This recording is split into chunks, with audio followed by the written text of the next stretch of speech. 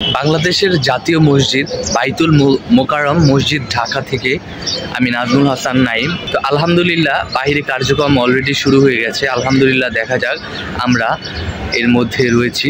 হয়তো বাংলাদেশের 64 জেলার লোক এই লং মার্চের মধ্যে উপস্থিত থাকবেন ইনশাআল্লাহ। দেখেন ভাই, আপনারা দেখতে পাচ্ছেন দলে দলে লোক পবিত্র বাইতুল মোকাররম মসজিদ এসে ভিড় জমাচ্ছে, সবাই একত্রিত হচ্ছে। বাংলাদেশের বিভিন্ন প্রান্ত থেকে, বিভিন্ন স্থান থেকে মানুষ কিন্তু দলে দলে আসছে। এখানে যা আছে তার চাইতে অধিক পরিমাণ বাহিরে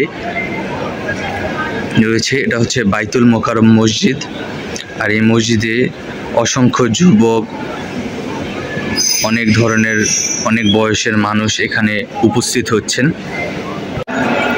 এটা হচ্ছে মূলত মসজিদের বাহিরের দিকটা, বাহিরের অংশ।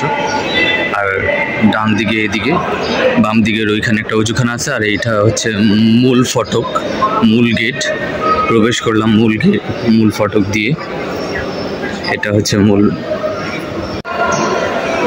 আলহামদুলিল্লাহ 10টার মধ্যে পৌঁছে গেলাম বাইতুল মোকাররম মসজিদে।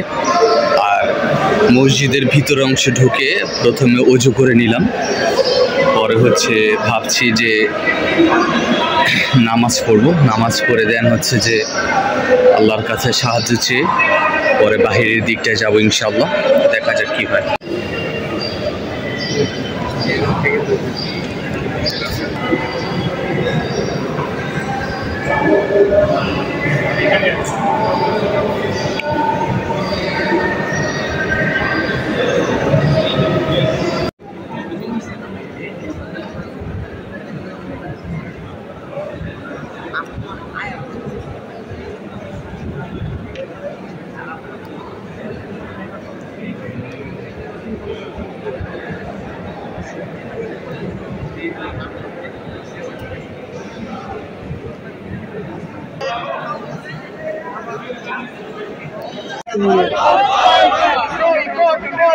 ফিলিস্তিনের পণ্য